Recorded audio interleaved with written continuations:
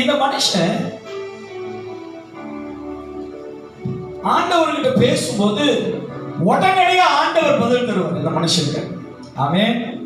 இன்னைக்கு நம்மளும் பேசும்போது ஆண்டவர் உடனடியா நமக்கு பதில் தருவார். அல்லேலூயா, அல்லேலூயா. ஏன்னா வேதம் சொல்லுகிற பிரகாரமாய், வேதம் பேசுகிற பிரகாரமாய், வேதம் நம்மளுக்கு வெளிப்படுத்துகிற விதமாய் நம்ம கீழ்ப்படிஞ்சோம்னா, செய்தோம்னா, நம்ம பேசுறாலும் ஆண்டவர் பதில் தருவார்.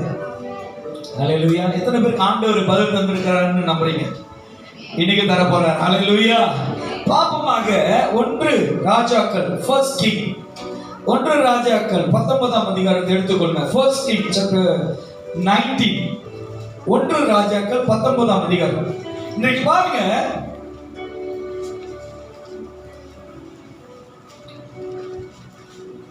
நம்மளுடைய உறவு, நம்மளுடைய ஐக்கியம், நம்மளுடைய உறவீடு, பேசுகிறது, நடந்து கொள்றது, செய்கிற காரியம்லாம் மனுஷனோட இருக்கு. மனுஷனை புரியப்படுத்துகிறது போல இருக்கு. இப்ப சபையில் எடுத்துக்கீங்களேன், கொஞ்சம் அதட்டுனா, கொஞ்சம் கண்டிச்சுனா, ஏன் கொஞ்சம் அவங்கள பார்த்து சிரிக்காம போயிட்டுனா பிரச்சனையில வந்து முடிஞ்சிருக்கு. பாஸ்டர் என்ன பார்த்து சிரிக்கல, பாஸ்டர் என்ன பார்த்து பேசல, பாஸ்டர் என்ன பார்த்து குத்தி காட்டுறாரு. அல்லேலூயா. இன்னைக்கு நம்மளுடைய சுபாவம் எப்படி இருக்குன்னா, மனுஷர்களை சார்ந்திருக்கிறபடியா, மனுஷர்களை நாம் நினைக்கிறபடியா, மனுஷர்களை நாம் உணர்கிறபடியா, நம்மளுடைய சுபாவங்கள் எல்லாம் மனுஷர்களே சார்ந்திருக்கு. இன்னைக்கு வேதத்துல ஒரு மனுஷனை நான் காட்டுகிறேன், நல்ல கவனமா கேளுங்க. பரிசுத்த ஆவியானவர் இங்க இருக்கிறாரு, பரிசுத்த ஆவியானவர் வல்லமை இங்க இருக்கு, பரிசுத்த ஆவியானவர் வார்த்தை இங்க இருக்கு. பரிசுத்த ஆவியானவர் இன்றைக்கு நம்மளை விடுதலை ஆக்க போறார். ஹல்லேலூயா. கைகளை தட்டி தேவனை மகிமைப்படுத்துங்க. மனுஷனை பார்க்காதீங்க, சூழ்நிலைகளை பார்க்காதீங்க. மனுஷனை பார்க்கிறவன் மண்ணோடு மடிந்து போயிடும்.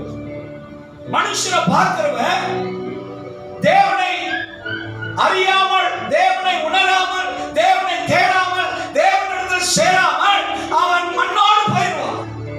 இன்னைக்கு நம்ம மனுஷனை பார்க்காதீங்க தயவு செய்து. மிரட்டலாம், பயமுறுத்தலாம், நம்மளுக்கு எதிர்த்து நிக்கலாம், கல்ல எடுத்து அடிக்கலாம், அந்த கல்ல வந்து பட்டு ரத்தம் வரலாம். ஆனா நான் சொல்றேன், உன் ஆத்துமா சோதனைக்குள் போனாலும் சரி, உன் தேவனுடைய வார்த்தையை ஒரு நாள் அசட்டப்படாத. ஆமென். கர்த்தர் இன்னைக்கு நம் நடுவில் இருக்கிறார். எம்மாத்திரம் ஆண்டவரே, எங்க மத்தியில் நீங்க வர, ஒன்றுத்துக்கும் இல்லாத எங்களை அழைத்தது மட்டும் இல்ல, இன்ன வரைக்கும் பரலோகத்திலிருந்து எங்களுக்கு ஒரு மன்னாவும் தந்துட்டாங்க. ஆமென். அல்லேலூயா. வாசிப்பமாக இன்னைக்கு வசனங்களை தெளிவாய் கேளுங்க. 19ஆம் அதிகாரம் 4ஆவது வசனத்திலிருந்து 10ஆவது வசனத்தை இன்னைக்கு நம்ம கொஞ்சம் தியானம் பண்ணுவோம். பாருங்க, இந்த ஒரு மனுஷன், எலியா என்கிற மனுஷன், அவன் பழைய ஏற்பாடுல பெரிய தீர்க்கதரிசி, the prophet, the major prophet இங்கிலீஷ்ல சொல்லுவாங்க, தமிழ்ல பெரிய தீர்க்கதரிசி. ரெண்டு விதமா இருக்கிறாங்க பழைய ஏற்பாடு பார்க்கும்போது. ஒன்னு பெரிய தீர்க்கதரிசி, இன்னொன்னு சின்ன தீர்க்கதரிசி, minor prophet and major prophet. இவர் வந்து நல்ல வளர்ந்தவர், பயங்கரமானவர். இவர் சொன்னார்னா அப்படியே நடக்கும். அது மட்டும் இல்ல, தேவன் இவர்கிட்ட தான் வந்து எல்லாரும் ரகசியத்தை சொல்லுவார். இஸ்ரவேல் ஜனங்க அவ்வளவு பேர் இருந்தாலும், இஸ்ரவேல் ஜனங்களுக்குள்ள அநேக தீர்க்கதரிசிகள் இருந்தாலும், இந்த எலிஜாட்ட தான் தேவன் ரொம்ப பேசுவார். ஆமென். அதனாலதான் எலிஜா என்கிற ஆளு பயங்கரமான. இந்த எலிஜா அவரு தான் பார்த்துக்கணும். நான் வேதத்தில் இருக்கிற எலிஜாவை பேசுறேன். எலிஜா என்பவர் பயங்கரமான. அல்லேலூயா. தேவனோடு பேசுகிறவர், சங்கரிக்கிறவர். தேவன் அவனோடு பேசுவார், அவனோடு சங்கரிப்பார், அவனோடு நடப்பார். அவன் செய்ய வேண்டிய வேலைகளை, கர்த்தர் விரும்புகிறத செய்கிறவன் தான் எளிதா. ஆனா இந்த மனுஷனுடைய வாழ்க்கையில ஒரு சம்பவம் நடக்குது. வாசிக்கலாம். அவன் வனாந்திரத்தில்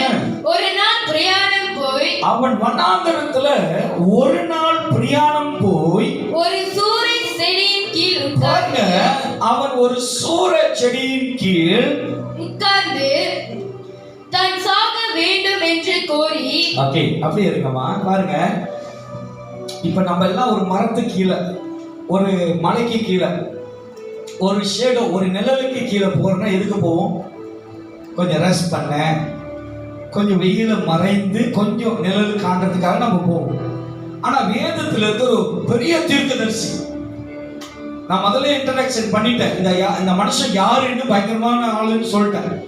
ஆனா இந்த மனுஷன் என்ன பண்ணுறான், ஒரு கூரை செடிக்குள்ள போனவன், நான் என்ன நினைக்கிறேன், நீங்க என்ன நினைக்கிறீங்கன்னா, அவன் போய் அங்க போய் நிழலுக்காக, இலைப்பாறுதலுக்காக, ஒரு பாதுகாப்புக்காக, ஒரு ரெஸ்ட்காக போவான் அப்படின்ட்டு நம்ம நினைக்கிறோம்.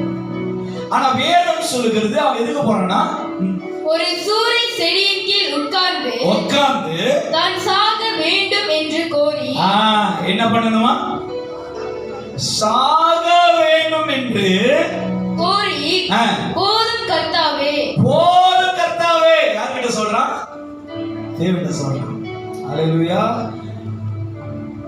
ஒரு மனுஷன் என்பது என்னைக்கு ஆண்டவர்னால நடத்தப்படுகிறானோ, ஆண்டவர் மூலமா தெரிந்து கொள்ளப்பட்டவனா இருக்கானோ, தேவன் அந்த மனுஷனோடு இருந்தார்னா, பூமியில இருக்கிற மனுஷர்கள் யாவரும் நம்மளுக்கு பகையை எழுப்புவாங்க, நம்மள தொல்லை பண்ணுவாங்க, நம்மள வேதனைப்படுத்துவாங்க, நம்மள பல காரியங்களை எடுத்து நிற்பாங்க.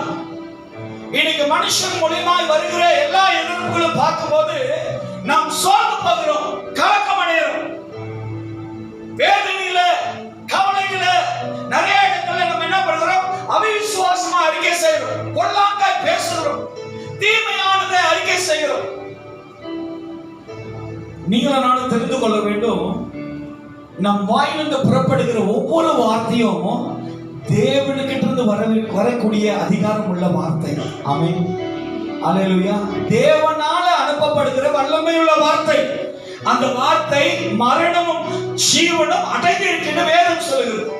ஆனா இந்த எலியாசர் சொல்றாரு, நான் சாக வேண்டும் என்று, தான் சாக வேண்டும் என்று கோரி, போதும் கர்த்தாவே, போதும் கர்த்தாவே, என் ஆத்துமாவை எடுத்துக்கொள்ளும், என் ஆத்துமாவை எடுத்துக்கொள்ளுங்க. அல்லேலூயா. இப்ப நம்ம ஒரு வார்த்தை சொல்றோம்னு வச்சுங்களேன், நான் சீக்கிரம் சாக போறேன், என் பிள்ளையோட தொலை தாங்க முடியல, என் குடும்பத்துல வேதனை தாங்க முடியல, எனக்கு இருக்கிற சரீரத்துல வியாதி என்னால தாங்க முடியல, சீக்கிரம் நான் சாகலான்னு இருக்கேன் அப்படின்னு சொல்றீங்க வச்சுங்களேன். நல்லா யோசிச்சு பாருங்க. நீங்க சொல்ற வார்த்தைய தேவன் நிச்சயமா கேட்பாரு. கேட்கிறாரா? இன்னொருத்தனும் கேட்கிறான். யார் கேட்கிறா? அவன் யாரு? திருடனும் பொய்யனும் பொய்க்கு பிதாவுமா இருக்கிற பிசாசு கேட்கிறான். இப்ப நீங்க சொல்லுகிற வார்த்தைய தேவன் நன்மைக்காக செய்வாரா, கர்த்தர் தீமைக்காக செய்வாரா? இப்ப நீங்க சொல்ற வார்த்தை தீமைனா தேவன் செய்வாரா? எல்லாம் கவனமா கேளுங்க. சிலவங்க வந்து சொல்லிட்டு வாயை கட்டிக்கிறாங்க, ஏன்னா திருப்பி அதை பெண்ணா பண்றாங்க, மென்னு முழுங்குறாங்க, வாபஸ் வாங்க.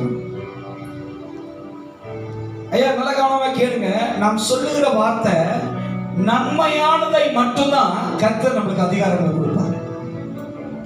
நீ தீமையை சொல்லும் போது, தீமையான காரியத்தை அறிக்கை செய்வது, தீமையான வார்த்தைகளை சொல்லும் போது சாத்தான் என்ன பண்ணுகிறான்? உனக்கிட்ட இருந்து புறப்பட்டு வந்த அந்த வார்த்தை யாரோடையது?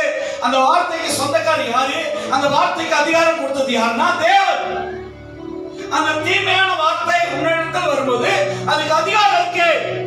அந்த அதிகாரத்தை சாத்தான பண்ணுகிறான், வெப்பனா ஆயுதமாய் அவன் எடுத்துக்கொண்டு அது வாழ்க்கையில நடக்கும்படி அவனுடைய சீடர்கள் அந்த சாத்தானுடைய சேனைகளை வைத்து உங்களை மரணத்துக்கு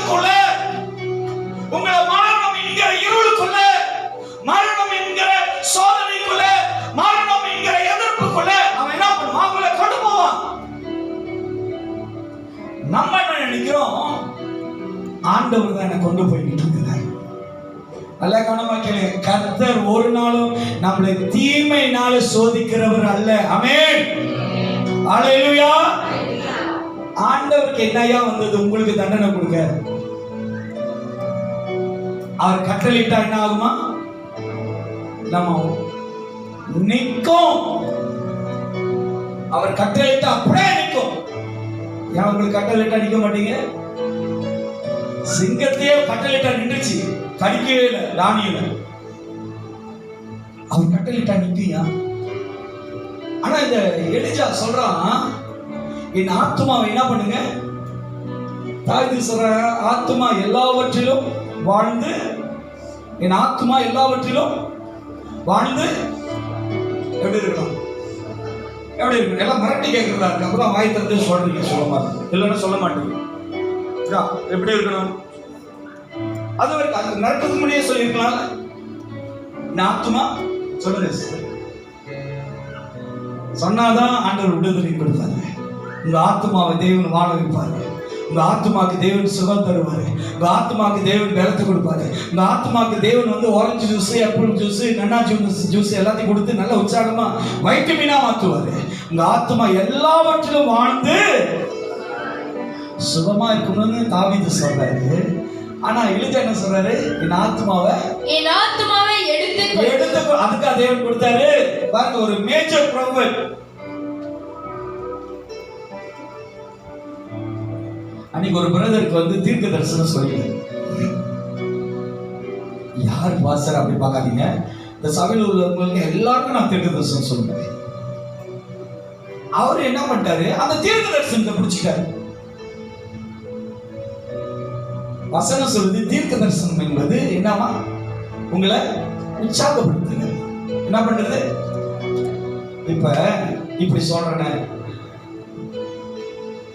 ஆண்டவர் இந்த நாட்காலியை உங்களுக்கு தருவாருன்னு சொல்லிட்டுனா, அந்த மனுஷன் என்ன பண்றாரு? இந்த நாட்காலியை பிடிச்சிட்டு இருக்காரு. அந்த நாட்காலி வரணும் ஆண்டவரே, நாட்காலி வரணும் ஆண்டவரே. தீர்க்க தரிசனம் என்பது, நல்லா கவனமா கேளுங்க, சோர்ந்து போயிருக்கிற பொண்ணு என்ன பாருங்க, எல்லாரும் அவிவிசுவாசமாய் காணப்படுகிற நீ, உனக்கு விசுவாசம் வந்து தேவனிடத்துல சேரும்படி உண்டாக்கப்படுகிறதா தீர்க்க தரிசனம். நீ தேவன்கிட்ட வரணும், அதான் தீர்க்க தரிசனம். தீர்க்க தரிசனத்தை பிடிச்சுக்கிட்டு இருக்கிறது அல்ல. பவுல் தெளிவா சொல்றாரு, ஒரு தீர்க்க தரிசனம் வந்து உன்னோட ஆவியை உற்சாகப்படுத்த, உன்னோட ஆத்மா உற்சாகப்படுத்த, நீ தேவன்கிட்ட வந்து சேரும்படிதான் தீர்க்க தரிசனங்கள் பேசப்படுகிறது. அது மட்டுமல்ல, பழைய ஏற்பாடுல இதை எலிஜா போய் பாலாக் என்கிற ராஜா தீர்க்க தரிசனம் சொல்லும் போது அந்த ராஜா ஏற்றுக்கொள்ள முடியல. பார்த்தான்னு சொல்றான், நீ இஸ்ரேல கலக பண்ணுகிறவனாச்சே. 18ஆம் அதிகாரத்தை வாசிச்சு பாருங்க. சொல்றான், எலிஜா பார்த்தாங்க, பாலாக் சொல்றான், நீ பாலாக் தானே? ஆகாப் சொல்றான், நீ இஸ்ரேலை கலக பண்ணுகிறவனாச்சே அப்படின்னு. அதுக்கு எலிஜா சொல்ற, நான் இஸ்ரேலை கலக பண்றதில்ல, நீயும் உன்னோட முன்னோர்களும் கலக பண்றீங்க. காரணம் என்ன? கர்த்தருக்கு விருப்பம் இல்லாத, தேவன் அருவருக்கிற எல்லா விதமான தேவர்களை நீங்க ஆராதிக்கிறதுனால கர்த்தருக்கு விரோதங்களை உண்டாக்குறீங்க. இன்னைக்கு தீர்க்க தரிசனம் என்பது தேவனோடு சேர, தேவனை தொழுது கொள்ள, தேவனோட வார்த்தையில கீழ்ப்படியும்படி நம்மளுக்கு தீர்க்க தரிசனங்கள் வருகிறதுன்னு சொன்னா, அந்த தீர்க்க தரிசனத்தை நினைச்சு தூங்கிட்டு இருக்காதீங்க. அந்த தீர்க்க தரிசனத்தை சொன்னாரே ஆண்டவர், அந்த தேவனை நினைத்திருங்க, காத்திருங்க, அவருக்காக வேண்டுதல் செய்யுங்க. ஆமென். சொல்றேன், தொடர்ந்து வாசிங்கம்மா. என் ஆத்துமாவை எடுத்துக்கொள்ளும், என் ஆத்துமாவை எடுத்துக்கொள்ளும், நான் என் பிதாக்களை பார்க்கிலும் நல்லவன் அல்ல என்று சொல்றான். நானே பிதாக்களை காட்டிலும் நான் நல்லவன் அல்ல. ஏன் அவனுடைய இருதயம் இப்படிப்பட்ட வார்த்தைகளை சொல்றான்னா, இது வந்து ஒரு நல்ல ஒரு ப்ராஃபட். எலிஜா பயங்கரமான ஒரு ப்ராஃபட். இஸ்ரவேல் ஜனங்களுக்கு தேவன் வந்து பேசுறாருன்னா, இஸ்ரவேல் ஜனங்கள்கிட்ட தேவன் பேசுறாருன்னா ப்ராஃபட் மூலியமா தான், தீர்க்கதரிசிகள் மூலியமா தான் தேவன் பேசுவார். இஸ்ரவேல் ஜனங்களை எலெக்ட் பண்ணுவார்.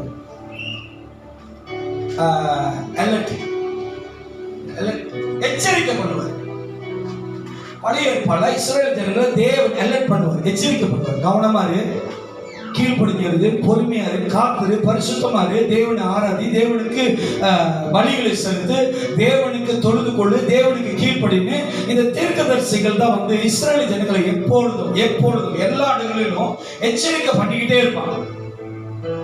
அப்படிப்பட்ட இந்த மேஜர் ப்ராஃபட் எலிசா என்ன பண்ணுகிறாரு? அவர் சொல்றாரு, நான் வாசிமா, நான் என் பிதாக்களை பார்க்கிறேன் நல்லவன் அல்ல என்று அவன் சொல்லுகிறான். அவனுடைய தீமை, அவனோட குறைய, அவன் வாழ்க்கையில இருக்கிற சூழ்நிலைகளை சொல்றான். நான் நல்லவன் இல்ல, அதனால என்ன என்னோட ஜீவனை எடுத்துக்கங்க.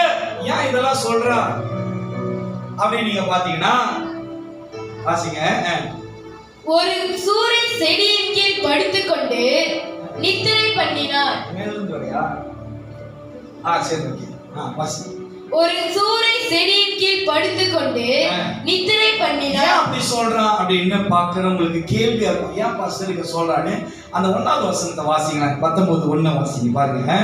அங்க சொல்லப்படுகிறது, எலியா செய்த எல்லாவற்றையும் பாருங்க, எலியா செய்த எல்லாவற்றையும் அவன் தீர்க்கதரிசிகள் எல்லோரையும் பட்டயத்தாலே கொன்று போட்ட செய்தி அனைத்தையும் ஆகாப் யோசேபேலுக்கு அறிவித்தான். ஆகாப் யோசேபேலுக்கு அறிவித்தான். சொல்லிட்டான். என்ன சொன்னா? இந்த மாதிரி எலிஜா தீர்க்கதரிசிலாம் கொண்டுட்டான். எசபேல் அப்படிதான் போட்டிருக்கா. அவன் யாரு?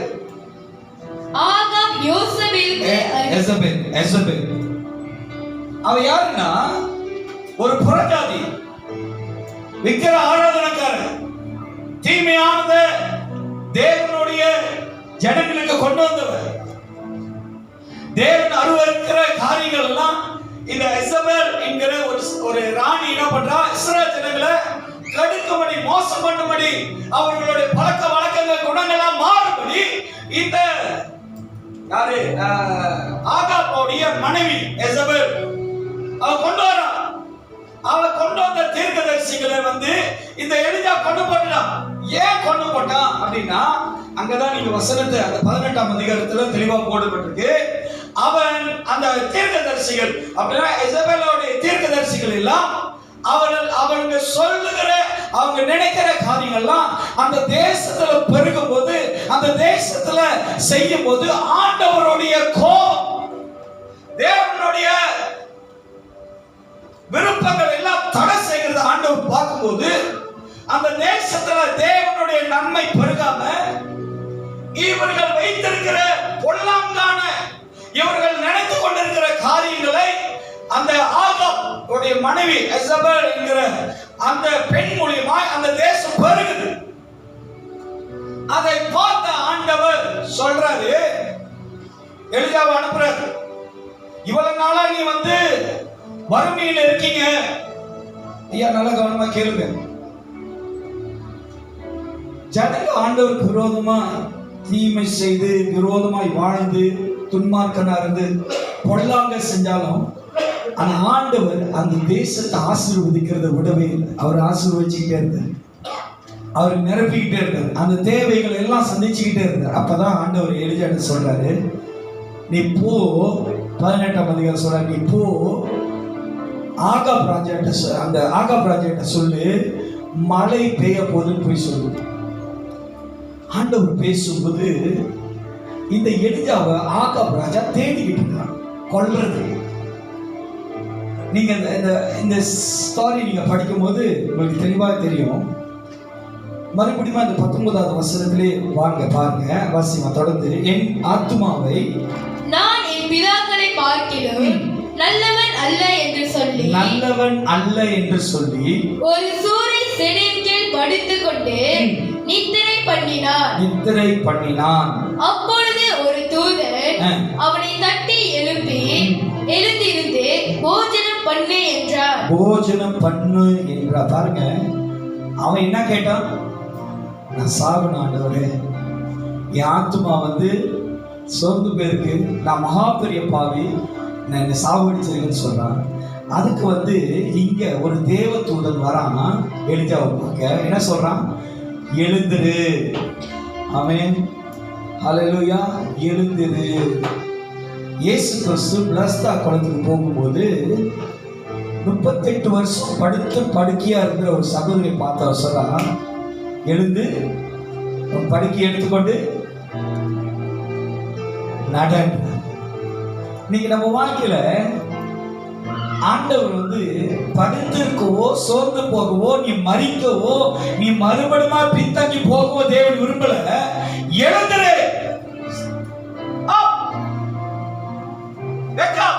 எழுந்து. சோர்ந்து போன, உடைந்து போன, கவலைப்பட்டு இருக்கிற, சோர்ந்து போய் கொண்டு இருக்கிற, கவலையில இருக்கிற நீ எழுந்து. தாவீது எலிஜாவை தேவதூத எழுப்புறான், எழுந்துரு. ஏன் சோர்ந்து போற? ஏன் வாழ்க்கையில சோர்வுக்கு எழுந்துற? ஏன் வாழ்க்கையில சோர்வான காரியத்தை சிந்திச்சுக்கிட்டு பேசிக்கிட்டு அதிலே என்னமா இருக்கிற?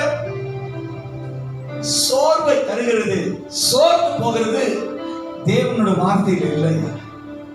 கர்த்தருடைய ஆவி உங்கள் இடத்தில் வந்தா, தேவனுடைய வார்த்தை உங்களுக்குள்ள வந்தா, தேவனுடைய வசனம் உங்களுக்குள்ள வந்தா உங்களுக்கு புதிய பலன் வரும்னு வசனம் சொல்கிறது. ஆனா நம்மளுக்குள்ள அநேக சோர்வுகள் இருக்கு. நிறைய காரியங்களை சிந்திக்கும் போது சிந்தையில கலக்கம், தடுமாற்றம், குழப்பம், வேதனை. உங்களுக்கு தெரியுமா, நம்மளுக்குள்ளே சில தடுமாற்றம் வரும். இதை செய்யலாமா இல்ல இதை செய்யலாமா? இது நல்லதா தான் இருக்கு, ஆனா இத ப்ராப்ளம் வருமா? காரணம் என்ன தெரியுங்களா? உங்களோட சிந்தை தேவனோட வார்த்தையில் இருந்தா உங்களுக்கு கர்த்தரிடத்திலிருந்து ஒரு தெளிவும் பலனும் வரும். தேவன் ஒரு பலத்தை கொடுப்பாரு, ஒரு தெளிவை கொடுப்பாரு. ஆனா இந்த எலிஜாவை பார்க்கும்போது அவன் என்ன பண்ணுறான்? தடுமாறுகிறான். அவனுடைய சிந்தை தடுமாறி அவன் தூங்கும் போது தேவதூதன் எழுப்புகிறான், எழுந்து. என்றைக்கு நம்ம வாழ்க்கையில ஆண்டவருக்காக எழும்பும் போது, என்றைக்கு ஆண்டவருக்காக நீங்க நிற்கும் போது, என்றைக்கு நீங்க ஆண்டவருடைய வார்த்தையை கேட்கும் போது, அப்பொழுது உங்க சூழ்நிலைகளை விட்டு தேவனோட வார்த்தையின் பின்னாடி நீங்க போகும்போது கர்த்தர் நம்மளுக்கு பலத்தை கொடுத்தாரு. ஹல்லேலூயா. நீங்க ஆண்டவருடைய வார்த்தையை கேட்டீங்கன்னா நல்ல கவனமா கேளுங்க. தேவ தூதர் அவனை எழுப்பும் போது, அப்பொழுது ஒரு தூதன் அவனை தட்டி எழுப்பி, எழுந்திருந்து போஜனம் பண்ணு என்றார். பாருங்க, அந்த தூதன் கேட்கல, நீங்க என்ன செய்யற, நீ ஏன் அங்க படுத்திருக்கிற, என்ன சூழ்நிலைகளுக்கு அவன் கேட்கல. நல்ல கவனமா கேளுங்க. ஆண்டவர் உங்கள்கிட்ட வரார்னா அவருடைய வார்த்தை என்கிற மன்னாவை உங்களுக்கு போசி கொடுத்தாரு. அங்க தேவதூதன் அதான் சொல்றான், எழுந்துரு, என்ன பண்ணு, சாப்பிடு. ஹல்லேலூயா. இன்றைக்கு நம்மளுக்கு வர வேண்டிய பலன், நம்மளுக்கு வர வேண்டிய பலன் கர்த்தருடைய வார்த்தை. தேவனுடைய வார்த்தை உங்களுக்குள்ள வந்துருச்சுன்னா எல்லா கலக்கமும் எல்லா குழப்பமும் உங்களுக்கு தெளிவடைஞ்சிடும். ஹல்லேலூயா. எத்தனை பேர் இதை கவனிச்சிருப்பீங்க தெரியாது. ஒரு அழுக்கான தண்ணி, அந்த தண்ணிக்குள்ள ஒரு சோகாரத்துள்ள ஒரு சாபனை போட்டீங்கன்னா ஒரு கலக்கலி பாருங்க, அந்த தண்ணி கொஞ்சம் வெள்ளையாது, கொஞ்சம் சுத்தமாயிடும், அந்த அழுக்கெல்லாம் காண அப்படி கீழே இறங்கிடும். கர்த்தருடைய வார்த்தை உங்களுக்கு வந்துருச்சுன்னா உங்க சிந்தையில் இருக்கிற போராட்டம், வேதனை, குழப்பம், பாரம் எல்லாம் அது அப்படியே இறங்கிடும். தேவனோட வார்த்தை அந்த ஜலத்தின் மேல் அசைவாடும். அந்த வார்த்தை உங்க இருதயத்தை பலப்படுத்தும். அந்த வார்த்தை உங்களுக்கு விடுதலை தரும். ஹல்லேலூயா. கர்த்தருடைய வார்த்தை எங்க உண்டோ அங்கே விடுதலை ஒன்று. ஏன் நம்ம வாழ்க்கையில விடுதலை தருகிற தேவன் நம்ம கூட இருக்கும்போது ஏன் அந்த வார்த்தையை நம்ம கேட்க முடியாது? அந்த வார்த்தையை நீ கேட்கும் போது தேவ தூதன் உன்னோட பேசும்போது, எலியாவோட பேசுறான், எழுந்துரு, சாப்பிடுங்கிறான். தேவனோட வார்த்தை நம்மளுக்கு அன்றாட பக்மன் சொல்றாரு, உங்க உணவு எனக்கு அன்றாட உணவு. ஆமென். ஆண்டோட வார்த்தை நம்மளுக்கு அன்றாட உணவு. உங்களுடைய ஆத்மா தேவனோட வார்த்தையில வாழ்ந்துச்சுன்னா எல்லா இடங்களிலும் பலமா இருக்கும். வசனம் சொல்லுது, எழுந்திருந்து போஜனம் பண்ணு என்று அவன் விழித்து பார்க்கும் போது இதோ தலையில் சுடப்பட்ட அடையும். பாருங்க, இங்கிலீஷ்ல அது பாத்தீங்கன்னா என்னது, பேக்கரி கேக், அது சுடப்பட்ட ரொட்டி போல பேக்கரி கேக், பேக்கரி கேக் அப்படின்னா அவனுக்கு பாருங்க ஒரு தேவதூதன் கூட எவ்வளவு பயங்கரமானவன். நம்ம இவ்வளவு நேரம் காக்கா வடை எடுத்துக்கிச்சு எலியாவுக்கு, வடை குடிச்சு. ஆனா இங்க பாக்குற ஒரு தேவதூதனை எலியாவுக்கு என்ன கொண்டு வருகிறான்? சுடப்பட்ட அப்பம், கேக், நல்லா மொறுன்னு ஒரு ரொட்டியை, ஒரு கேக்கை செஞ்சு கொண்டு வர. இன்னைக்கு நம்ம வாழ்க்கையில நீ சோர்ந்து இருக்கிற, கவலைப்பட்டு கொண்டு நீ யோசிச்சு கொண்டு இருக்கிற இடத்தெல்லாம் உனக்காக ஒரு தேவதூதன் இறங்கி வருவான். உன்னை பலப்படுத்தும்படி, உன் தேவைகளை சந்திக்கும்படி, உன்னை நிறைவாய் நடத்தும்படி, சோர்ந்திருக்கிற இடங்களை உன்னை சரிப்படுத்தும்படி ஒரு தேவன் இயேசு கிறிஸ்து பரிசுத்த ஆவியானவர் உங்கள் மத்தியில் வருவார். அல்லேலூயா. இன்னைக்கு நம்ம தேவையை, நம்மளோட சூழ்நிலைகளை அறியுகிறவர் கர்த்தர். தேவன் அறிவார், அவருக்கு தெரியாத ஒண்ணும் இல்லை. இன்னைக்கு நம்ம அநேக சூழ்நிலைகளை கண்டு வேதனைப்படுகிறோம், போராட்டங்களை கண்டு வேதனைப்படுகிறோம், வருகிற பாதிப்புகளை பார்க்கும்போது பயப்படுகிறோம். வசனம் சொல்லுது, பயப்படாதே, கலங்காதே. ஒவ்வொரு காரியமும் சபைக்கு மத வரும்போது ஒரு கால் வச்சு அது எடுத்து நின்றுச்சு, மெசேஜ் வந்து பசங்க ஃப்ரீயா இருந்தா கால் பண்ணி. நான் கொஞ்சம் மணியை வேற ஆயிடுச்சு, எப்படி நான் மெசேஜ் நான் ப்ரேயர் போறேன், ஏதா இருந்தாலும் வாய்ஸ் நோட் அனுப்புங்க, நான் வரேன் பேசுறேன். ஏன் நம்மளுக்கு வருகிற காரியங்கள், உலகத்துல உபத்திரம் உண்டு, உங்க வாழ்க்கையில போராட்டம் உண்டு. சில நேரங்களில் நீங்க சொல்லுகிற காரியம், நீங்க ஷேர் பண்ணுகிற ஒரு சாட்சியோ இல்ல ஷேர் பண்ணுகிற ஒரு சூழ்நிலையோ அது என்னால சால்வ் பண்ண முடியாது. சிலவங்க நினைப்பாங்க, பாஸ்டர் சொன்னேன் ஏதோ தானமா கேட்கிறாரு. அப்படியா சிஸ்டர்? சரி சிஸ்டர், ஜோம் பண்ணலாம்னு சொல்லிட்டாரு, அவள் வச்சுட்டாரு, ஒண்ணுமே சொல்லல. இப்ப என்னோட கேள்வி என்னன்னா, நீங்க நினைக்கிறது போல நான் நினைக்கல. நீங்க சொல்லுகிற காரியத்தை நான் கேட்க தான் முடியும், அதை நான் சரிப்படுத்த முடியாது. ஆனா நீங்க சொன்ன காரியத்தை தேவ சமூகத்தில் என்னால் கொண்டு போக முடியும். ஆமென். சிலவங்களுக்கு ஆதகம், சிலவங்களுக்கு கோபம். பாசத்தை சொன்ன ஒரு சின்சியரா, ஒரு உணர்ச்சி, ஒரு ஃபீலிங் இல்லாம, ஒரு ஆக்ஷன் இல்லாம கேட்டுட்டு பேசாம போயிட்டாரு. இவரெல்லாம் என்ன பாசம்?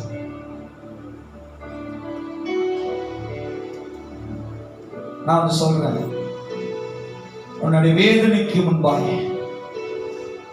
உன்னுடைய போராட்டத்துக்கு முன்பாக, உன் வாழ்க்கையில் இருக்கிற எல்லா சூழ்நிலைக்கு முன்பாக கல்வாரி சிலுவையில் தொங்கின இயேசு உனக்காக எப்பொழுதும் அவர் காத்துக் கொண்டார். ஆண்டவர் இருக்கிறார், இயேசு கிறிஸ்து இருக்கிறார். உன்னை விடுதலையாக்க கர்த்தர் உண்டு. ஏன் பாஸ்டர் எதுவுமே சொல்லல? பாஸ்டர் அந்த காரியத்துக்கு ஆலோசனை சொல்லலைன்னா, ஐயா நான் சொல்ற ஆலோசனை உணர்ச்சிப்பட்டு ஒரு கேரிங்ல நான் சொன்னா கூட உங்களுடைய புத்திக்கு இப்ப சிந்தைக்கு அது தப்பா மாறி, ஏன் பாஸ்டர் இப்படி பேசுறாரு, ஏன் பாஸ்டர் இப்படி நடந்துக்கிட்டாரு, பாஸ்டர் ஏன் அந்த மாதிரி வார்த்தை பாய்க்கணும். அதனாலதான் ஏன் இப்ப நான் பேசுறதில்ல, கேட்டேன்னா அப்படியா சொல்லுவாங்க. ஏன்னா மாமிசத்தை வெளிப்படுத்தும் போது எலிச்சா மாமிசத்தை வெளிப்படுத்துங்க.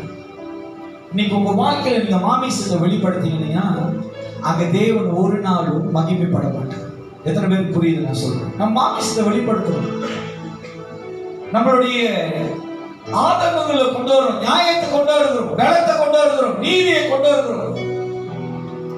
மாமிசத்தை கொண்டு வந்து ஆண்டவருக்கு முன்பாக இருந்து பேசும்போது மாமிசத்தை தான் பலப்படுத்தும், மாமிசத்தை தான் பிரியப்படுத்தும். மாமிசம் மாமிசத்தோட தான் இணைஞ்சு போகும். ஆவியோ என்ன பண்ணும்? ஆவியோ ஆவியானோரு கூட தான் பேசும். அல்லேலூயா. இன்றைக்கு நம்ம வாழ்க்கையில மாமிச பிரகாரமாய் போராடுகிறத விட்டுருங்க. மாமிசத்துல பேசுகிறத விட்டுருங்க. மாமிசத்துல எண்ணுகிறத விட்டுருங்க. மாமிசத்தோடு வாழ்கிற காரியம் ஒரு நாள் தேவனை மகிமைப்படுத்த முடியாது. இன்னைக்கு நம்ம வாழ்க்கைய நமக்குள்ள மாமிசம் பெருகுது, ஆவியோ அனலும் இல்லாம குளிர் இல்லாம ஆடுகிறது. மாமிசத்தை எதிர்பார்க்கிறோம். ஆண்டவர் சொல்லுவாரு பொறுமையா இருங்கன்னு. ஆனா நம்ம மாமிசம் என்ன சொல்லும்?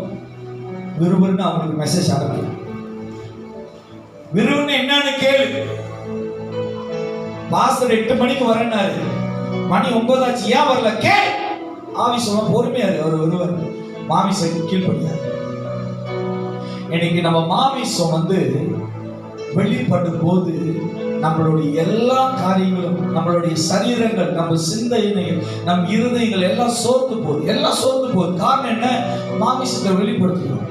ஆனா தேவதூதர் எலிஜா போசிக்கிறார், சாப்பிடுன்றாரு. அவர் சாப்பிடாரு. சாப்பிட்ட பிறகு தலையில் சுடப்பட்ட அடையும் ஒரு பாத்திரத்தில் தண்ணீரும் அவன் தலை மாட்டில் இருந்தது.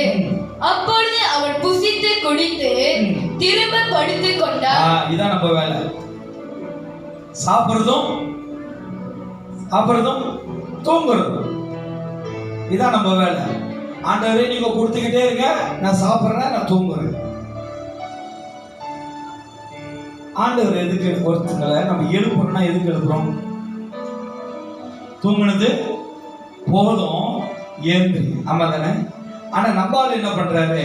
சாப்பிட்டு மறுபடியும் அவரோட வேலையை ஆரம்பிக்கிறார். ஐயா, தேவன் உன்னை தொட்டார்னா, தேவன் உன்னை அழைத்தார்னா மறுபடியும் அதை நீ வாழ அல்ல, அதிலிருந்து விட்டு வெளியாக முடியும். உங்களுக்கு ஒண்ணு தெரியுமா? ஏன் நான் உங்களுக்கு பேசுறது? ஆனா ஆவியானவர் இருக்கிறார். ஒரு இருள் இருந்து தேவன் உங்களுக்கு விடுதலை ஆக்கிட்டார்னா, நல்லா கவனமா கேளுங்க. உங்களை தேவன் ஒரு இருள் இருந்து விடுதலை ஆக்கிட்டார்னா மறுபடியும் அந்த இருளை தேடி போகாத. ஆமென். எத்தனை பேருக்கு புரியுது? நான் ஆவியில பேசுறேன். இன்னைக்கு அநேக பேரை தேவன் விடுதலை ஆக்கியிருக்கிறாரு. மறுபடியும் அந்த ஆத்மா, அந்த ஆவி இருளை தேடி போகுது. அந்த இருள வாசம் செய்கிறது. அந்த இருளை எப்படியாக இருக்கிறது என்று சொல்லி உணர போகிறது. கர்த்தர் அந்த இருளிலிருந்து நம்மளை விடுதலை ஆக்கிட்டார். அந்த பாவத்திலிருந்து விடுதலை ஆக்கிட்டார். அந்த பலவீனத்திலிருந்து விடுதலை ஆக்கிட்டார். அந்த பாவமான கிரியையிலிருந்து விடுதலை ஆக்கிட்டார். அந்த சுபாவங்களிலிருந்து தேவன் விடுதலை ஆக்கிட்டார். ஆனா நீங்களானோ மறுபடியும் நம்ம வாழ்க்கை மறுபடியும் அந்த பாவத்துக்குள்ள, அந்த இருளுக்குள்ள, அந்த பலவீனத்துக்குள்ள போக தேவன் நம்மளுக்கு பலத்தை கொடுக்கல. தேவன் கொடுத்தது அதுல மறுபடியும் நீ போகாதபடி தொடர்ந்து உன்னுடைய பிரயாணத்தை தேவனுடைய சித்தத்தை செய்யும்படிதான் ஆண்டவர் நம்மளை எழுப்பி இருக்கிறார். அல்லேலூயா. தேவன் ஏன் தொட்டார் தெரியுங்களா? உங்களெல்லாம் நீ சாத்தானுக்கு பிள்ளையா வாழல, பரிசுத்தமான இஸ்ரவேலின் தேவனுக்கு பிள்ளையாகவும் அவருடைய ஜாதிகளாகவும் மாறுபடிதான் தேவன் நம்மளை அழைத்திருக்கிறார். அல்லேலூயா, அல்லேலூயா. இருளை தேடி போகாதீங்க, மாமிசத்தை தேடி போகாதீங்க, பலவீனத்தை தேடி போகாதீங்க. கர்த்தர் சொல்லுவாரு, இந்த கோபத்தை விட்டுவிடு, இந்த பொல்லாங்கை விட்டுவிடு, இந்த தீய பழக்கத்தை விட்டு வா. நீங்க எத்தனை பேருடைய இருதயம் அந்த தீய பழக்கத்தை கனவு காணுது? அல்லேலூயா. எத்தனை பேர் நம்புறீங்க ஆண்டவர் என்னோட பேசுறாரு? அல்லேலூயா. மாமிசத்துல உள்ளவன் மாமிசத்தோடைய பிரியத்தை, மாமிசத்தோடைய கிரியை, மாமிசத்தோடைய எண்ணத்தை பேசுவான், செய்வான், அதேதான். ஆனா ஆவியில நடத்தப்படுகிறவன் கர்த்தர் யார் என்று, தேவன் எப்படிப்பட்டவர் என்று தேடுவான். ஆண்டவர் எப்படிப்பட்டவர். இன்னைக்கு ஆண்டவர் நம்ம தேவையை சந்திக்கிறார்னா, உங்களை தேவன் உங்களை சந்தித்து நடத்துறாருன்னா மறுபடியுமா நீ அங்க சோர்ந்து போகிறதுக்கு அல்ல. நீங்க அநேக பேர் இந்த சபையில இருக்கீங்க. எத்தனை தடவை ஆண்டவர் உங்களை விடுதலை ஆக்கி இருக்கிறாரு, எத்தனை தடவை ஆண்டவர் உங்கள்கிட்ட பேசி இருக்கிறாரு, எத்தனை தடவை ஆண்டவர் உங்களை கரை தூக்கி நடத்தி இருக்கிறாரு. அந்த இடத்தை விட்டு, அந்த சூழ்நிலை விட்டு பசங்க மாறி இருக்குன்னு எத்தனை பேர் சொல்ல முடியும்? எத்தனை பேரு ஆண்டவர் தூக்குன இடத்தை விட்டுட்டு இன்னைக்கு ஆண்டவர் பின்னாடி நடந்து போய்கிட்டு இருக்கோம்?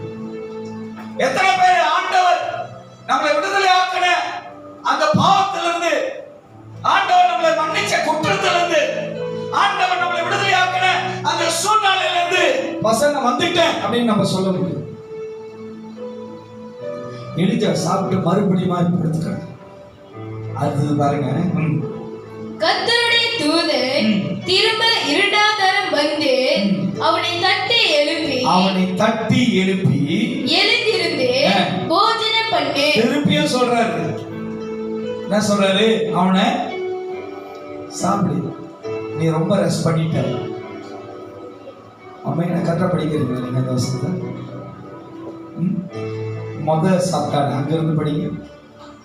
அவன் விழித்து பார்க்கிற போது இதோ தலையில் சுடப்பட்ட அடையும் ஒரு பாத்திரத்தில் தண்ணீரும் அவன் தலை மாட்டில் இருந்தது.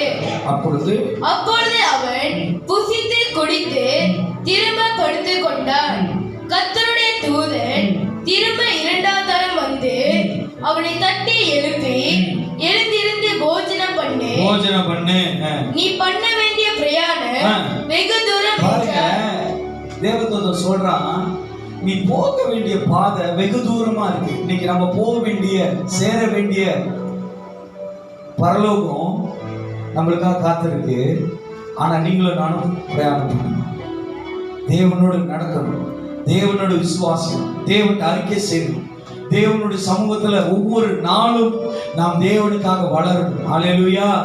நீ பழைய காரியங்களை, பழைய சுபாவங்களை, பழைய வாழ்க்கையிலே நீ இருக்கும்போது நீ தேவனோடு நடக்க முடியாது. நீங்க கிறிஸ்தவர்களுக்கு ஒரு உபத்திரம் வந்துருச்சுன்னா, ஒரு எதிர்ப்பு வந்துருச்சுன்னா, ஒரு போராட்டம் வந்துருச்சுன்னா பழைய மனுஷன் வெளிப்படுகிறான். ஒரு பிரச்சனை வந்துருச்சுன்னா அவனுக்குள்ள இருந்த விசுவாசம், அவனுக்குள்ள இருந்த தாழ்மை, அவங்களுக்குள்ள இருந்த மாறுதல் மறைஞ்சு போயிடுச்சு. மறுபடியும் பழைய காரியங்களை வெளிப்படுத்து. போராட்டம். இயேசு கிறிஸ்து சொல்றாரு சீடர்களை பார்த்து, உபத்திரம் உண்டு திடன் கொள்ளுங்க. உபத்திரம் உண்டு, யாருக்கு பிரச்சனை இல்லைன்னு நான் சொல்ல மாட்டேன். பிரசங்கம் கேட்கிற உங்களுக்கு பிரச்சனை இருக்கு, பிரசங்கம் பண்ணுகிற எனக்கு பிரச்சனை இருக்கு. இயேசு சொல்ற உபத்திரம் உண்டு. எத்தனை தடவை உபத்திரம் வந்தாலும் அத்தனை தடவை நம் தேவன் நம்மை விடுதலையாக்க வல்லவரா இருக்காரு. அல்லேலூயா. இயேசு உங்களை விடுதலையாக்குவார். நமக்கு உபத்திரம் வரும். கிறிஸ்தவர்களுக்கு, தேவனை நேசிக்கிறவர்களுக்கு, தேவ பின்னாடி நடக்கிறவர்களுக்கு, ஆண்டவரை விசுவாசிக்கிற பிள்ளைகளுக்கு உபத்திரம் உண்டு. எதிர்பார்க்காம ஏதோ ஒரு சூழ்நிலை உபத்திரம் வந்து நிற்கும்.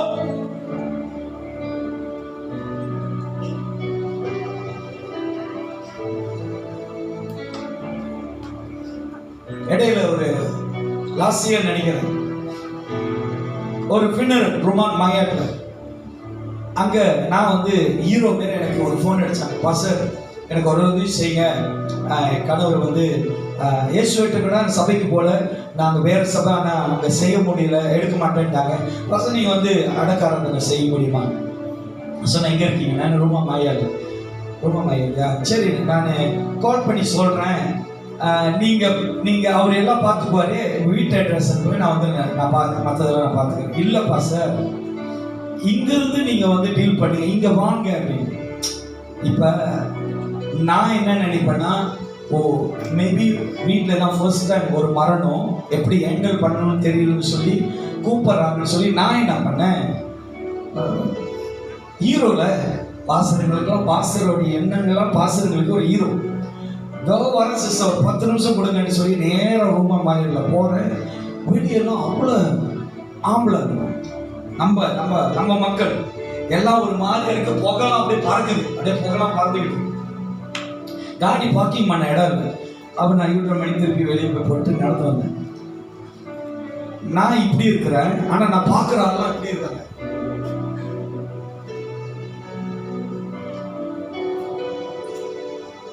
இப்போ இந்த சபையில 2 ஆணு தான், பெண்ணு தான் கூட. இப்போ அந்த மாதிரி ஆள்லாம் ஒழுங்கு போச்சுன்னா எல்லாரும் அடி வாங்குவதுதான்.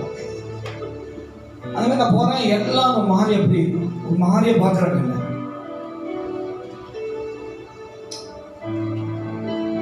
மனசுக்குள்ளதான் கலக்கம் இருந்தாலும் ஆனா முகத்துல நான் காட்டவே இல்லை. பாத்ரூம் போறேன், ஆனா கொஞ்சம் அடக்கமா தான் போறேன். நானும் ஒரு மாதிரியே போட்டேன்னா அப்படியே பிடிச்சி அங்கேயே என்னைய இன்னொரு அடக்கம் செஞ்சிருவாங்க. நான் கொஞ்சம் உங்களுக்கு போயிட்டேன். தேடுறேன், அவங்கள காணும். எங்கடா ஃபோன் அடிச்சு உங்களை காணும்னு பார்த்தேன். சிஸ்டர் நான் வந்துட்டு எங்க இருக்க மாட்டேங்க சார். நான் எங்க இருக்கீங்க? அந்த மரத்துக்கிட்ட வந்துக்கிட்டு இருக்கேன். எங்க இருக்கிறாங்க?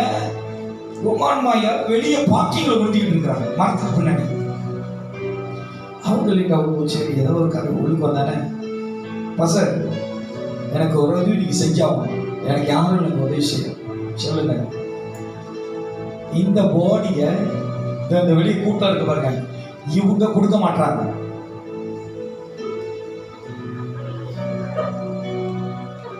ஏமா கொடுக்க மாட்டீங்கன்னு அவங்க சொல்லிட்டாங்க. அவங்க முறைப்படிதான் செய்வேன்.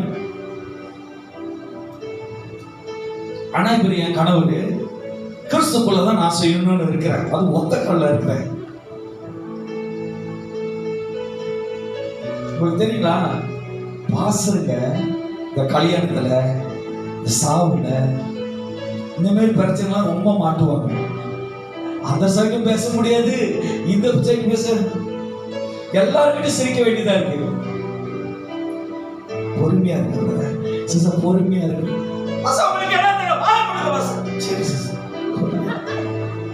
கோபப்படாது, பேசிக்கலாம். பரவாயில்ல, எதா இருந்தாலும் பொறுமையா செய்யுங்க. உங்களுக்கு தெரியுங்களா, என் தலையில என்ன எழுதியிருக்கா அவங்கள்ட்ட அப்படி பேசுறேன். ஆனா பொறுமையா பொறுமையா. அப்ப நான் சொன்னேன், சரி சிஸ்டர் நான் எதுக்கு பேசுறேன். ஏய் ப்ரோ அப்படின்னா ஒருத்தன் யாருன்னா கூப்பிடுறேன்னு அவ்வளோ கூட்டம். நான் சொன்னேன், இது என்னோட அண்ணன். இந்த மாதிரி ஐயோ நம்ம நினைக்கிறோம், என்னுடைய எக்ஸ்பீரியன்ஸ்ல சொல்றேன், உலகத்தை அன்னைக்கு பேச கஷ்டம் நம்ம நினைக்கிறோங்க. நம்ம சொன்னோமா உலகத்தான் கூட கேட்கலாம், ஆனா கிறிஸ்தவம் கேட்கவே மாட்டேன். ஏன்னா ஓவரா பைபிள் படிச்சான். பாஸ்டரோட தாண்டி அவன் ஆமா பாஸ்டர்னா முயல் அவனை தாண்டிட்டான். நான் போனேன், சொன்னேன், எல்லாம் எடுக்க சொன்னா சார் எங்களுக்கு எவ்வளவு அமைதியில பொறுமையா சொல்றேன். இந்த உள்ளுக்கு ஒரு மிஷின் கண்டு இருக்கு பாருங்க, இந்த பாட்டஸ் மிஷின் அதுக்கிட்ட சொல்லுங்க, கொஞ்சம் அமைதியா பேச சொல்லுங்க. யார சொல்றான்னு பார்த்தா அந்த சிஸ்டரை சொல்றான். அது பேசுறதும் புரியல, அது விளக்குறதும் புரியல, அது என்னதான் சொல்ல வருது. எங்களே கோபம் உண்டாக்கிடுச்சு. அப்படி நான் பொறுமையா சொன்னேன், ஐயா சோ பரவாயில்ல, இப்போ உங்களுக்கு என்னதான் வேணும்? சிம்பிள் தான். அவன் சொல்றான், இது எங்க அண்ணன், எங்க அண்ணனுக்கு செய்ய வேண்டிய மரியாதை நாங்கள் செய்வோம், அவ்வளவுதானே, எங்க செய்ய போற அப்படின்னு. நாங்கள் அந்த அது ப்ரிப்பேர் பண்ற இடத்துல பேசி பேர்ல நான் சொல்ல முடியாது. அப்புறம் அவங்க ஒரு ஷூ பண்ணிடுவாங்க, என் கோம்படி பேர் எப்படி நீங்க என்ன சொல்லலாம். ஸோ எல்லாம் பாச ரொம்ப கவனமா இருக்கும். ஏன்னா நான் இருக்கிறது நெருப்பு மேல சுற்றும். உங்களுக்கு தான் புரியல, எனக்கு தான் புரியும் என் வேறு. அப்ப அவ்வளவுதானே, சரி போங்க செஞ்சிரு. அவரை கொண்டு வரும்போது அவங்க வீட்டுக்கு அவர் ஒரு கோலமா தான் வந்தாரு. அங்கேயே திருப்பி ஆரம்பிச்சிட்டாங்க, எப்படி அவர் இப்படிலாம் செய்யலாம் அப்படின்னு. ஏன் நிறைய இடங்கள்ல மாமிசம் வெளிப்படுது. மாமிசத்தை வெளிப்படுத்துகிறதுனால தேவன் ஒரு நாளும் ஒரு சமாதானத்தை நம்மளுக்கு தர மாட்டார். உன் மாமிசத்தை விட்டு சூழ்நிலைகள் எவ்வளவு எதிராய் வந்தாலும், எவ்வளவு போராட்டம் வந்தாலும், தேவனுடைய ஆவியில இப்பொழுதும் கீழ்ப்படுகிறது. தாழ்மையாக மாமிசத்தை வெளிப்படுத்தாத, உன்னுடைய கோபத்தை, உன்னுடைய நியாயங்களை கொண்டு வரும்போது அங்க தேவனுடைய வார்த்தை வெளிப்படாது. இன்னைக்கு நம்ம என்ன பண்ணுகிறோம்? பழைய மனிதர்கள் நம்ம வாழ்க்கையில் வருகிற போராட்டத்தை பார்த்தானே, பழைய மனுஷனை கொண்டு வரும், பழைய சிந்தையை கொண்டு வரும், பழைய சுபாவங்களை கொண்டு வரும், பல விதமான முறுமுறுப்புக்கிற காரியத்தை கொண்டு வருகிறோம். தேவன் அதுக்காக நம்மளை அழைக்கல. அல்லேலூயா, அல்லேலூயா, அல்லேலூயா, அல்லேலூயா. பாருங்க, நீதான் எனக்கு சாட்சி தான். இப்ப எனக்கு ஊழியர் இப்ப நம்ம சபையில இருக்கான், என்ன பார்த்துட்டான், கடையிலையோ சேர்ச்சிலையோ வேற எங்கேயோ பார்த்துட்டான், ஷாப்பிங் சென்டர்ல தாசை மால்ல பார்த்துட்டான், கேஎஃப்சி வாங்கிட்டு வரான்னு வச்சுங்களேன், என்ன பார்த்துட்டான். என்ன பண்ணுவான்னு நினைக்கிறீங்க? விசுவாசிகளே, நெசவுசிகளே சொல்லுங்க பார்க்குறேன். என்ன பார்த்துட்டான், இப்ப என்ன செய்வான்னு நினைக்கிறீங்க? நீங்களா என் விசுவாசி தானே, ஏதோ பக்கத்து சபையில இருந்து திருடிட்டு வந்து உட்கார வச்ச மாரி நீங்க முடிக்கிறீங்க. அப்படியே நீங்களாச்சும் சொல்லுங்க, தயவு செஞ்சு மரியாதை பொறுமையா கேட்க பிரைஸ் லார்ட் சொல்லுவோம். ஏன் சும்மா மரியாதை? ஏன்னா கேஎஃப்சி கேட்டுருவாரு, ஒரு மரியாதை சொல்றேன். இதேவன் ஏதோ ஒரு சூழ்நிலை சபையை விட்டுட்டான், அதே இன்சிடென்ட், அதே இளையராஜா மியூசிக் இப்ப என்ன செய்வான்னு நினைக்கிறீங்க? நீ சொல்லு அழுகிற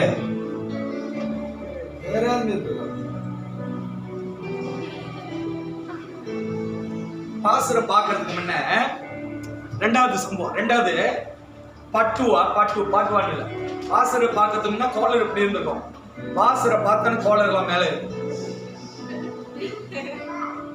செய்ய மாட்டேன். அப்படி யாரு என்ன கேட்க? I'm not your church member.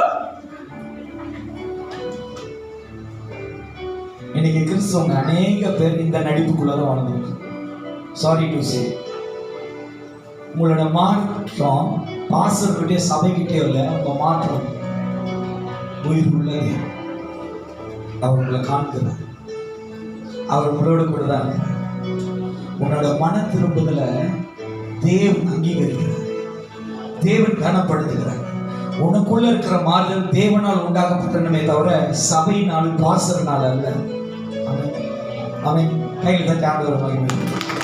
உனக்குள்ள இருக்கிற மாறுதல், உனக்குள்ள இருக்கிற விடுதலை, உனக்குள்ள இருக்கிற பரிசுத்தம், உனக்குள்ள இருக்கிற தாழ்மை, அது பாஸ்டர் ஜேக்கப்னால உண்டானதில்லை, வானத்தை பூமியை உண்டாக்கின இயேசு கிறிஸ்துவின் மூலமாக உண்டாக்கப்பட்டது. ஹல்லேலூயா. அது எந்த சூழ்நிலை வந்தாலும் நீ அவருக்கு கீழ்ப்படி, அவருடைய வார்த்தைக்கு கீழ்ப்படி, அவருடைய சமூகத்தில் கீழ்ப்படி. ஏன் தெரியுமா? நீ செய்கிறது என்னதென்று கர்த்தர் அறிந்திருக்கிறார், அதை காண்கிறார். நீ மறுபடியும் அதிலே போய் விழுவது, அதிலே போய் வாழ்வது, அதிலே தங்கி இருக்கிறது தேவனுடைய சித்தம் அல்ல. ஆமென். ஹல்லேலூயா. இன்னைக்கு ஞானஸ்நான கிளாஸ் நடத்துறோம். சிஸ்டர் வந்தாங்க, நான் ஒரு 10 நிமிஷம் பேசுறேன், 5 நிமிஷம் பேசுறேன். நான் ஒரு காரியத்தை சொன்னேன். நீங்க ஞானஸ்நானம் எடுத்த பிறகு பேரண்ட்ஸ் என்ன சொன்னாலும் நீங்க வார்த்தையில நீங்க விடுதலை ஆகணும். அதுக்கு நான் பேரண்ட்ஸ் அகேன்ஸ்ட் பண்ணுங்கன்னு சொல்லல. ஒருவேளை பேரண்ட்ஸ் போய் இந்த காரியத்தை அப்படின்னா தேவனுக்கு அருவருப்பான காரியத்தை செய்யன்னு அவங்க கட்டளையிட்ட கூட நீங்க சொல்ல வேண்டியது, ஆண்டவருக்கு இது பிரியமில்லாத காரியமாச்சு. இன்னைக்கு ஒரு சகோதரி சிஸ்டர் கால் பண்ணாங்க, சிஸ்டர் என் கணவர் ரட்சிக்கப்பட்டாரு, என்கிட்ட சொல்றாரு இனி சபைக்கு போக கூடாது. சிஸ்டர் என்கிட்ட சொல்லும்போது நான் அவ்வளவுதான் ஆட்ட முடியும்.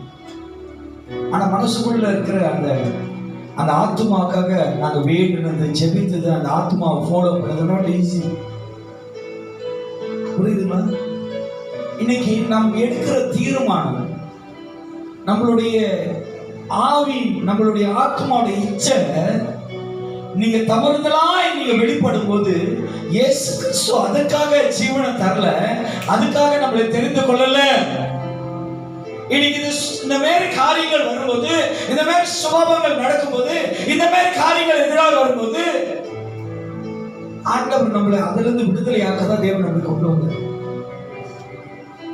இன்னைக்கு நம்ம சிந்தை ஆண்டவர் நம்மளுக்கு கொடுத்த ரட்சிப்பையும் தேவன் நம்மளுக்கு கொடுத்த சமாதானத்தையும் எப்பொழுதும் சிந்திக்கணும். இது கர்த்தருக்கு விருப்பம் இல்லாத காரியம். என் மாமிச பிரகாரமான காணப்படுகிற யாக்கோபுல தெளிவா சொல்றாரு, பெருமை உள்ளவனுக்கு நீ பெருமையா இருக்கியா,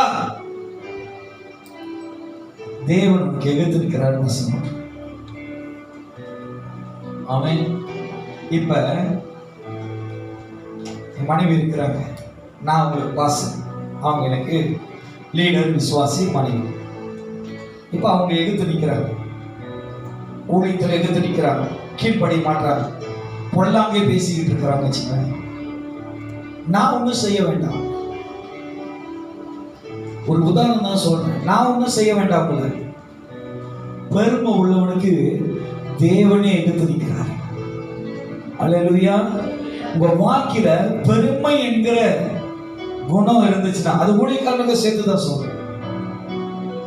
விசுவாசிகளை, லீடர்ஸ, சபைய, ஆத்மாவை பெருமையோடு நான் நடத்துகிறேன்னா நீங்க எனக்கு எதிராக நிற்க வேண்டாம். என்னை அழைத்தவர் எனக்கு விரோதமாக இருந்து நிற்பார். ஆமென். வசனம் எல்லாருக்கும் ஒண்ணுதான். பெருமை உள்ளவனுக்கு தேவன் எதிர்த்து நிற்கிறாரு, தாழ்மை உள்ளவனுக்கோ ஆண்டவர் கிருபை இருக்கிறார். அங்க யாக்கோபு மறுபடியும் படுக்கிறான். அதுக்கு தேவதூதன் சொல்றான், நீ போக வேண்டிய, நீ பண்ண வேண்டிய பிரயாணம் வெகு தூரம் என்றார். அப்பொழுது அவர் எழுந்திருந்து புசித்து குடித்து அந்த போஜனத்தின் பலத்தினால் 40 நாள் இரவு அந்த தேவதூதன் கொடுத்த உணவு 40 நாள் தாங்கிடுச்சு. அல்லேலூயா. ஏன் உங்களை எவ்ரி வீக், எவ்ரி சாட்டர்டே உங்களை ஆராதனைக்கு வர சொல்றோம், தேவனை தொழுதுக்குள்ள வர சொல்றோம்? ஏன் சபைக்கு வாங்க, ஏன் தேவனை ஆராதிங்க, ஏன் தேவனுடைய வார்த்தையை கேளுங்கன்னு சொல்றோம்னா, இங்க தெளிவா பாருங்க. தேவதூதன் கொடுத்த அந்த சாப்பாடு, அவன் கொடுத்த அந்த உணவு 40 நாள் எலிஜா டிராவல் பண்றதுக்கு அந்த உணவு அவனுக்கு பலத்தை கொடுத்துச்சு. அல்லேலூயா. நீங்கள் வாரத்துல ஒரு நாள் தேவனை தேடி ஆராதிக்கும் போது தேவனிடத்திலிருந்து வருகிற வார்த்தை, அவர் மூலமாய் வருகிற வசனம், அவர் மூலமாய் வருகிற வாக்குத்தத்தம், அவர் இடத்திலிருந்து வருகிற சமாதானம், அவர் தருகிற உயர்வு, அவர் தருகிற வெற்றி எல்லாம் நீ பெற்றுக்கொண்டீங்கன்னா, இந்த ஒரு வாரத்துல உன் வாழ்க்கை, உன்னோட வேலை, உன்னோட குடும்பங்கள் போகும்போது ஆண்டவருடைய வார்த்தை, வாக்குத்தத்தம் உங்களை ஆசீர்வதித்து உங்கள் குடும்பத்தை நடத்தும். அல்லேலூயா, அல்லேலூயா. அதற்காக தேவனை தேடுன்னு சொல்லி நம்ம என்ன பண்ணுகிறோம்? சபைக்கு உங்களை வரவேற்கிறோம். இங்க தெளிவா சொல்லு, இந்த எலிஜா தேவதூதன் மூலமாய் சாப்பிட்ட அந்த உணவை சாப்பிட்டவன் 40 நாள் அந்த போஜனத்தின் பலத்தினால் 40 நாள் இரவு பகல், 40 நாள் இரவும் பகலும் ஓரேப் எனும் தேவனுடைய பர்வதம் மட்டும் நடந்து போனான். தேவனுடைய பர்வதம் மட்டும் நடந்து போனான். ஹல்லேலூயா. இன்னைக்கு அங்க பாருங்க, அங்க வசனத்தை பாருங்க, இங்க ஒரு வெளிப்பாடு இருக்கு. 40 நாள் தேவனுடைய பருவதங்களை அவன் 40 நாள் போய் அடைகிறான். அவன் வாழ்க்கையில போராட்டம், அவன் வாழ்க்கையில வேதனை, அவன் வாழ்க்கையில சோர்வு எல்லாம் வந்தும் தேவதூதன் மூலமாய் பெற்றுக்கொண்ட அந்த அப்பத்தை சாப்பிட்டுட்டு அவன் டிராவல் பண்றான். இன்னைக்கு நம்ம தேவன்கிட்ட வர்றதுக்கு சுகமா இருந்தா வரம்பா சார், வேற அப்பாயின்மெண்ட் எதுவும் இல்லைன்னா வரம்பா சார். எனக்கு டிரான்ஸ்போர்ட் இருந்தா நான் வரேன் பாஸ்டர். ஆனா எலிஜா சோதனை மத்தியில தேவனுடைய மன்னா அவனுக்கு வந்தானே, அவன் 40 நாள் டிராவல் பண்ணி போய் சேரும். தேவனுடைய பர்வதங்களை வாசிவான், தேவனுடைய பர்வதம் மட்டும் நடந்து போனான். அங்கே அவன் ஒரு கெபிக்குள் போய் தங்கினான்.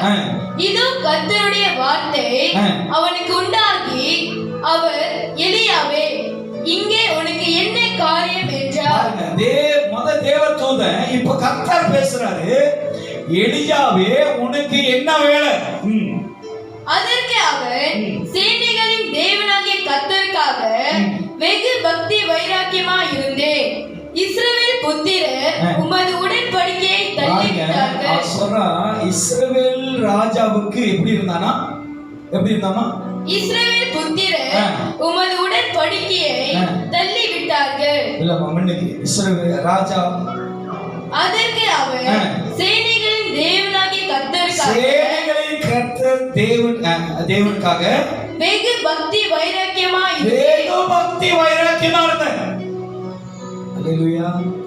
எந்த எலிஜா சொல்றான், என்னை கொண்டு போட்டுரு, நான் பல பாவம் செஞ்சேன், என் முன்னோர்கள் காட்டினா ரொம்ப பாவி, சோர்ந்து போய் பயந்து நடுங்கி கூரைச்செடியில படுத்திருந்த எலிஜா என்ன சொல்றானா, நான் பக்தியா இருந்தேன்.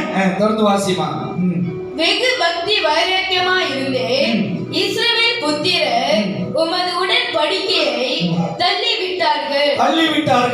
உம்முடைய பலி பீடங்களையும் இடித்து உம்முடைய தீர்க்க தரிசிகளை பட்டயத்தினால் கொன்று போட்டார்கள். நான் ஒருவன் மாத்திரம் மீதியா இருக்கிறேன். இது யாருடைய நினைப்புனா, எலிஜாவுடைய எண்ணம். இன்னைக்கு நம்ம என்ன நினைக்கிறோம்? நான் மட்டும்தான் வேதனைப்படுறேன், நான் மட்டும்தான் பாரம் சுமக்கிறேன், நான் மட்டும்தான் கலங்கி இருக்கிறேன், நான் மட்டும்தான் வாழ்றேன்னு உலகத்தில் நம்ம நினைச்சுக்கிட்டு இருக்கோம். ஆனா ஒண்ணு பொறுக்கிங்க, நீங்கள் அல்ல, அநேக பேர் போல சூழ்நிலைகள் போகிறவர்களும் உண்டு, வேதனையில் இருக்கிறவர்களும் உண்டு, கலங்கி நிற்கிறவர்களும் உண்டு, போராடுகிறவர்களும் உண்டு. சில நேரத்தில் மருத்துவமனையில் நான் போகும்போது சில சகோதரி சில பிரதர்ஸை பார்க்கும்போது எனக்கு ரொம்ப வேதனையா இருக்கு.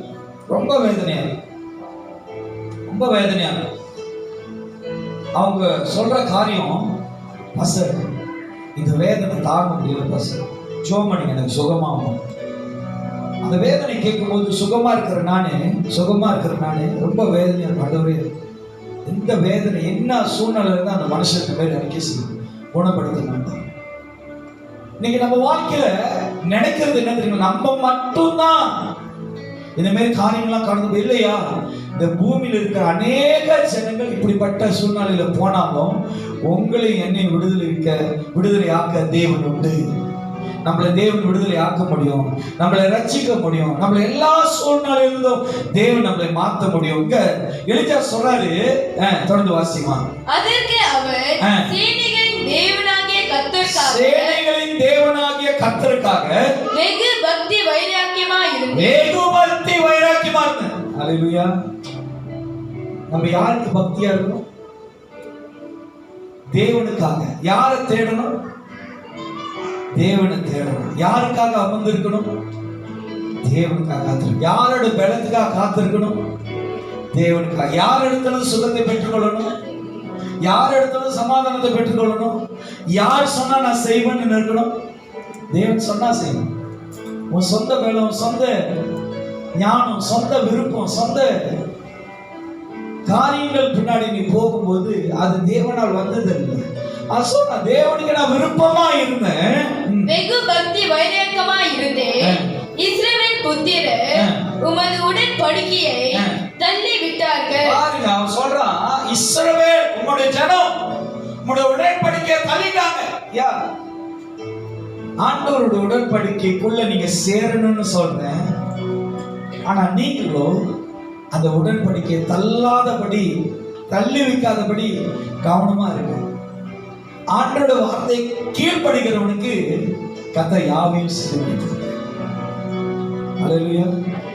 இன்னைக்கு இந்த சபையில ஒரு ஆளுக்கு கூட தேவ சாட்சியா சொல்றேன், தீமையான வார்த்தையினால, தீமையான எண்ணத்தினால நான் ஒரு ஆள் கிட்ட கூட நான் பேசுனதுன்னு சொன்னது விசுவாசமா சொல்லுவேன்.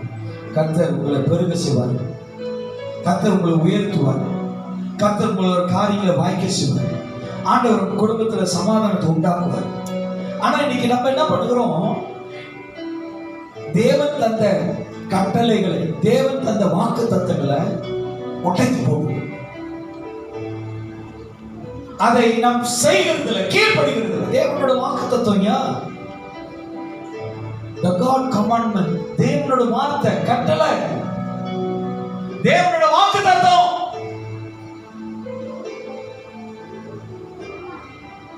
நீங்க சில தேவன் அறியாதவங்க வந்திருக்கீங்க, உங்களுக்கு சொல்லல, தேவன் அறிஞ்சு உங்களுக்கு சொல்றேன்.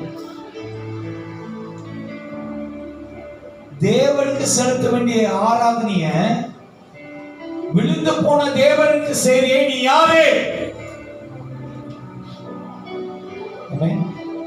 நான் யாரை குற்றப்படுத்தல, ஆனா கிறிஸ்தவர்களுக்கு நான் சொல்றேன், நீ செய்ய வேண்டிய ஆராதனை தேவனுக்கு ஒருவருக்கு அல்லவா?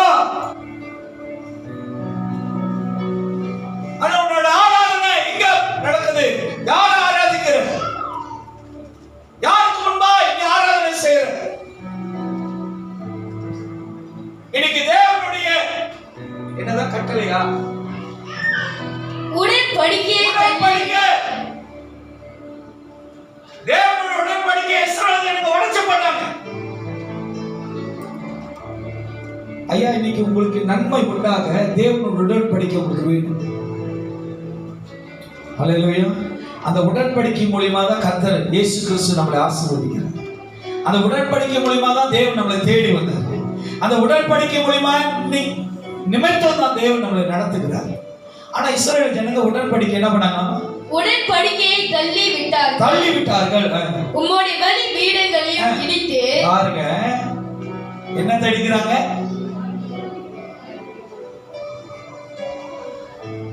இது புதுசு இல்ல, இப்பதான் கேள்விப்படுறாங்க. சபையை உடைச்சிட்டாங்க, சபைக்கு விரோதமா பேசுறாங்க, சபையை ஒண்ணும் இல்லைன்னு ஆக்கிட்டாங்க. அப்பயே நடந்துருச்சு. ஒருத்தன் குறிப்பிட்டு தூக்கிட்டு போறான், ஒருத்தன் டிராமா தூக்கிட்டு போறான். உங்களுக்கு ஒண்ணு தெரியுமா? பயமுறுத்த சொல்லல, சபையோடைய காரியங்களை எவனாவது கைய வச்சானா, அதனாலதான் என்னோட ஊழியத்துல, நான் ஏற்கனவே இருந்த ஊழியத்துல அந்த சபை அவுட்ரீச் பாஸ்டரா இருந்தேன். அந்த சபையில வாங்கி கொடுத்த பொருள் சிங்கிள் பேன் கூட எடுத்துக்கொள்ள, நான் office chair, office table, music, PA system வாங்கி போட்ட சிங்கிள் நட்டை கூட நடத்தவில்லை. நானும் என் மனைவி, என் பிள்ளைங்களை மட்டும்தான். ஏன்னா அதுன்னு ஏன் சொல்லுது, அதை விட்டு வர முடியாது, அது பெரிய பிரச்சனையாகும். அது முடியாத ஆண்டவர், அதை மட்டும் கொண்டு வந்தேன். நட்டை கூட விட்டுட்டு வந்துட்டேன். ஏன் தெரியுங்களா? அது கர்த்தருடைய. சிலவன் துணிகரமா கேட்கிறான், இவ்வளவு நாளா நான் டைட்ஸ் போட்டேன், டைட்ஸ் எடுத்து ரிட்டர்ன் பண்ணு. சத்தமான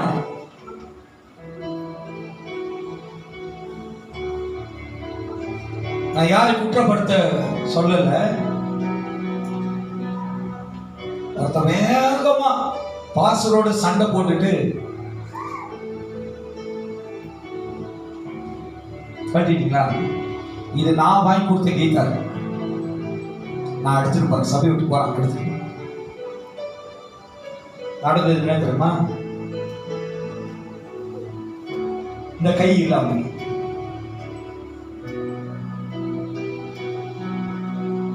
நான் வந்து பயமுறுத்துவோ பத்தியா அப்படின்னு காட்டுறதுக்கு இல்ல, கர்த்தருக்கு விரோதமாய் செய்யாத.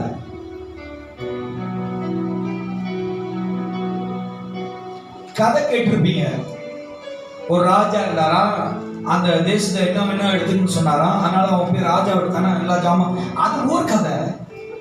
அந்த கதை எடுத்து வந்து சபையில பாஸ்டர் சொல்லிட்டாரு, பாஸ்டர் ஸ்பீக்கர்லாம் தூக்கி போகாத, அது அபிஷேகம் பண்ணப்பட்டது, அது தேவனுடையது, தேவனுக்கு வைத்தது உரிமை கொள்ள எடுத்துக்கொள்ள உனக்கு அதிகாரம் இல்லை.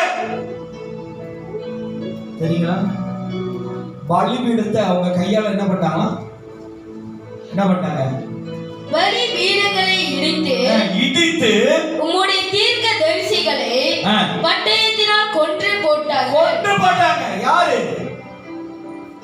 இந்த யாரு? எப்சிபாலா? அவ யாரு? எசபேலா.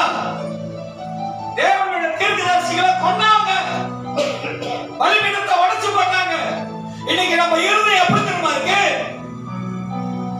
ஒரு ஆவி வந்து, ஒரு அசுத்தாவி வந்துருச்சுன்னா சொல்லுவனா என்ன நடந்துச்சு தெரியல, அவனை போட்டு இப்படி இப்படி இப்படின்னு முடியலாம் நெட்டுக்கும். அவங்களுக்கு ஆவி போயிடுச்சுன்னா என்ன பண்ண, நான் பண்ணேன், சில நேரத்தில் நானும் ட்ரை பண்ணலான்னு ஏதோ வந்து போட்டு என்ன நடந்துச்சு உங்களுக்கு கேட்கறதுன்னு ஆசைதான். அது அப்புறம் அது ஒரு டீல்ல போயிருக்கேன்.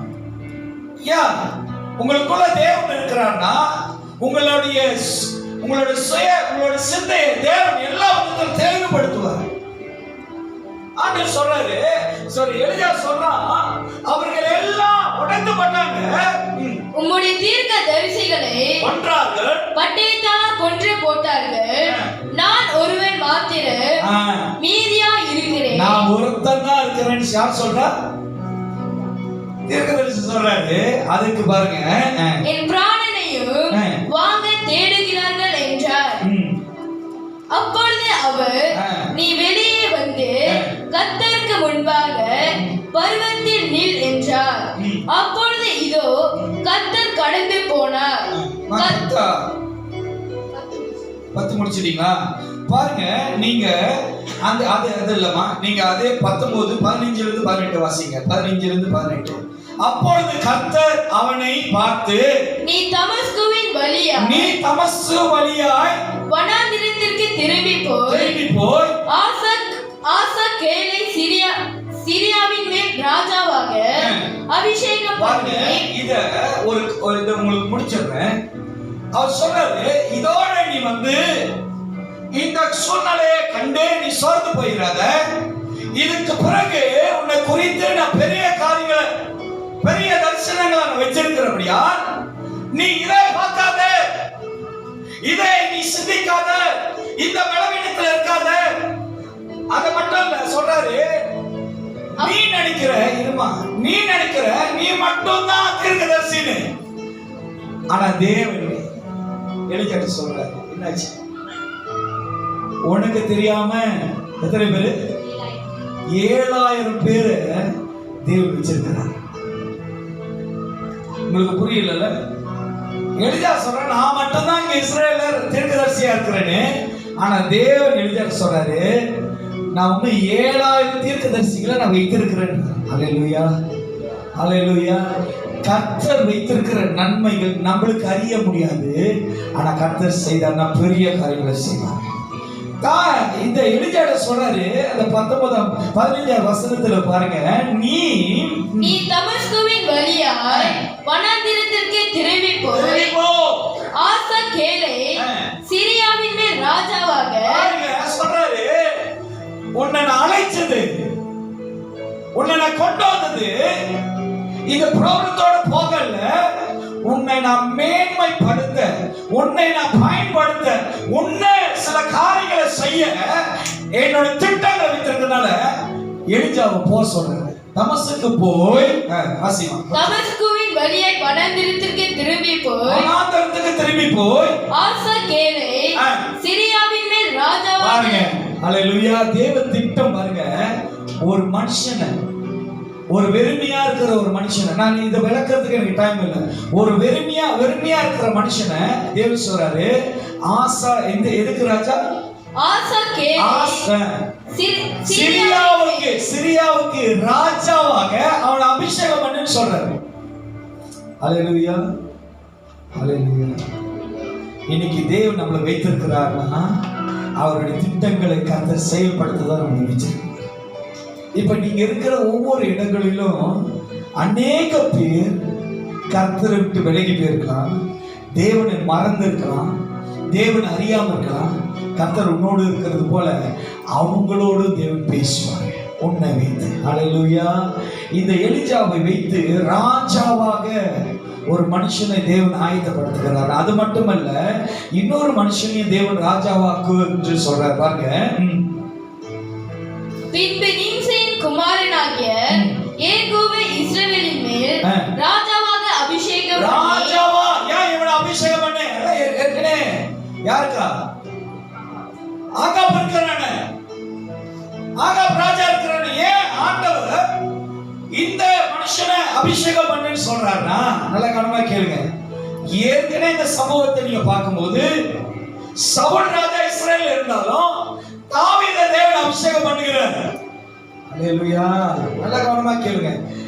நீங்க இல்லைன்னா இன்னைக்கு நம்மளுடைய எண்ணம் எப்படி தெரியுங்களா?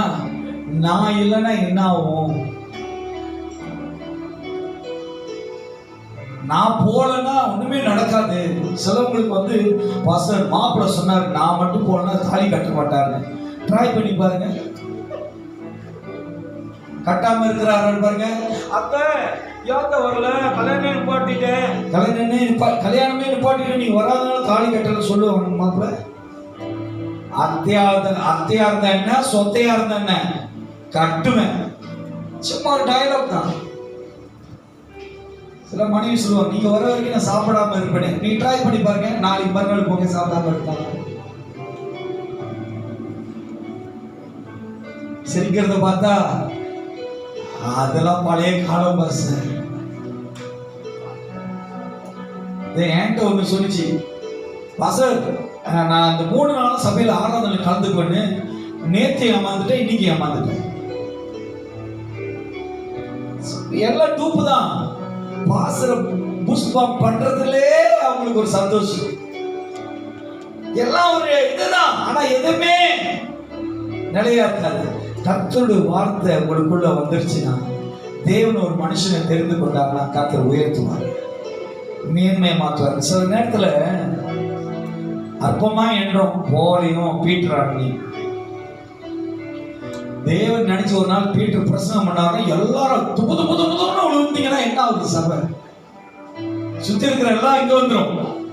இந்த சபையில எல்லாம் உழுவுருவாங்க பீட்டர் பிரசங்கம் பண்ணி. கர்த்தர் நினைக்கிறாங்க எல்லாம் மாற்றிக்கிட்டு, நம்ம தான் புலம்பிக்கிட்டு இருக்கோம்.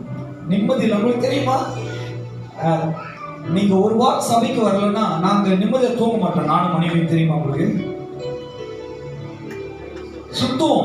உங்க Facebook, WhatsApp, WeChat, Twitter, traffic light எல்லாத்தையும் சுத்தி தேடுவோம். இது எங்கேயாச்சும் போயிருச்சா, இங்க மாட்டிக்கிச்சா? ஏன் நினைக்கிறீங்களா சார்? அப்படிப்பட்ட பொறுமையை தேவன் தந்திருக்காரு. இந்த ஆத்மா இங்க போயிருச்சு, எவன் கட்டி போட்டு கூண்டுல போட்டான், இந்த ஆத்மா எது மேல வாழ அடிக்கிட்டு போயிருச்சு. சில ஆத்மாவுக்கு சீஸ்னா ஒரு ஆசை, சீஸா காட்டணும். அது ஆத்மா கேட்குது. மஞ்சள் சீஸ்னா ஒரு வெள்ளை சீஸ்னா வர மாட்டான். அவன் வெள்ளை வாங்கி வெள்ளையில மஞ்சள் அடிச்சு காட்டுறான். மஞ்சள் வா வா.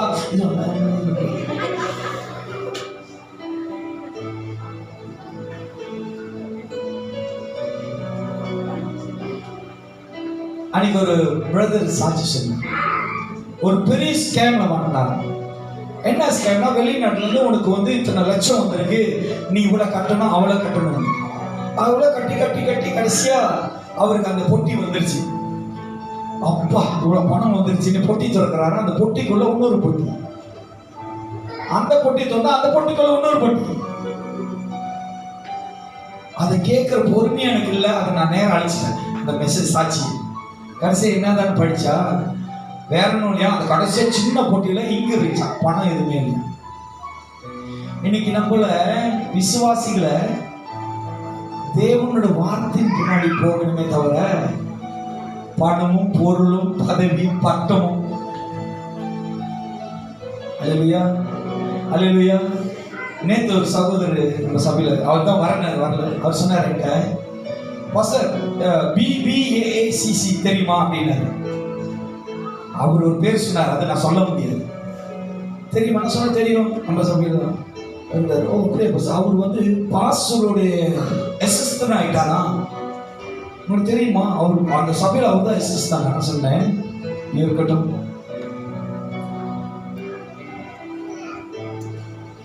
எலிசா கேஎஸ்ஐ பார்த்து சொன்னாரு, பொருளும் பொருட்களுடைய மேன்மையும் தேடுகிற காலமா இது. ஹல்லேலூயா. கர்த்தரை தேடுகிறவன், கர்த்தரை அறிகிறவன், கர்த்தர் என்று ஒப்பு கொடுக்கிறவனை கர்த்தர் மேன்மையா நடத்துவார். பொருளும் பதவியும் பட்டமும் மேன்மையும் ஒரு நாளும் நம்மளுக்கு ஈடாகாது. பவுல் சொல்றார், இதெல்லாம் சுதந்திரிக்கிறதுக்கு எனக்கு என்ன இருக்கு, ஆனாலும் நல்ல வசனத்தில் வளர்ந்துருக்கீங்க. ஆமென். ஹல்லேலூயா. ஏன் சீஸ் கொடுக்குறான்னு ஓடிறாரு? ஏன் திருப்பி திருப்பி சீஸ் வருது எனக்கு தெரியல. நிச்சயமா ஜாக்கிரதை, எத்தனை சீஸ் பார்த்து ஓட போகுதுன்னு தெரியல. உங்களுக்கு ஒண்ணு தெரியுமா, கடைசி காலத்துல ஜல்லட மீறி தேவன் ஜனிப்பார். எத்தனை சீஸ் பார்த்து ஓட்டைக்குள்ள போகுதுன்னு தெரியல. சரிங்களா? ஜனிக்கும் போது அது மேல ஜகாட்டிலேயே மாட்டிக்கிங்க, உளுந்தீங்க. நீ ஜெபிச்சாலும் விடுதலை இல்ல, நான் ஜெபிச்சாலும் விடுதலை இல்ல. மாற்றுங்க. கர்த்தர் நல்லவர். ஆமென். ஆண்டவர்களை தேர்ந்தெடுக்கிறாருன்னா கர்த்தருக்கு ஒரு சித்தம் உண்டு. நீங்க நியாயம் எடுத்துக்காதீங்க, உயிரை எடுத்துக்கீங்க, நான் பொல்லாதவன், நான் இந்த காரியங்கள் அதுன்னு நீங்க நியாயம் எடுத்துக்காது. சோர்ந்து போகாதீங்க, படுத்து கிடக்கல சோம்பேறிமை படுத்துக்கிட்டு இருக்காதீங்க. சிலவங்க வியாதியா வீட்டுல உட்காந்து என்ன ஆக போகுது, மரியாதை நினைக்கிறேன், உடம்பு முடியாம இருந்தாங்க. அவங்க குடுக்குறன்னு ஓடியாந்து சமையல் இருந்தாங்க, ஆராதனை முடிஞ்சு போறாங்க, சுகமாயிட்டாங்க. இது எல்லாருக்கும் தெரியும். ஆண்டு சமூகத்துல வந்தா என்ன ஆகும், நேரம் அட்மிட் பண்ணிடுவோம் ஹாஸ்பிட்டல். அப்படியா ஆண்டு சமூகத்துல என்ன ஆகும், சுகம். ஆனா செய்யறோமா செய்ய மாட்டோம். தவறு எடுத்துக்காதீங்க. அன்னைக்கு ஒரு சிஸ்டர் அடிச்சாங்க, பஸ் எனக்கு சேவை பேருக்கு போகுது பஸ், நான் சபைக்கு வந்தோம்னா போய்கிட்டே இருக்கணுமே. நீ அப்படி நினைக்கிற, தவறு எடுத்துக்காதீங்க. நான் உங்களுக்கு சகோதரனா தாவிக்குரிய தாப்புனா சொன்னேன். நீ சபைக்கு வந்தானே அது அப்படியே தேவன் பார்த்துக்கணும். கடல் எப்படி நின்றுச்சோ, காத்து எப்படி அப்படியே ஏற்பட்டு சுகமாச்சு. ஏன் அந்த சீரை பேரை நம்பிக்கிட்டு இருக்கிற? தப்பா அசிமா சொல்றாங்க. ஏன்னா செய்யறத சொல்றாரு. பஸ்ஸர் மகளுக்கு போய்கிட்டே இருக்கு, பஸ் போட்டு பெப்பச மாத்து. வேற என்ன, தேவன் ஆராதனை தேவ சமுத்திரம் வந்து எல்லாம் நின்றோம். ஹல்லேலூயா. நான் விசுவாசமாய் என் தேவனை சொல்லும் போது நீங்களும் விசுவாசமாய் ஆராதிச்சு கத்த விடுதலையாக. ஆமென். எழுந்தவனமாய் நாம் தேவனை கனம் பண்ணுவோம். எந்த சூழ்நிலை வந்தாலும் பலவீனத்துக்கு நீங்க இடம் கொடுக்காம, கர்த்தர் நல்லவர், அவர் கிருபையினால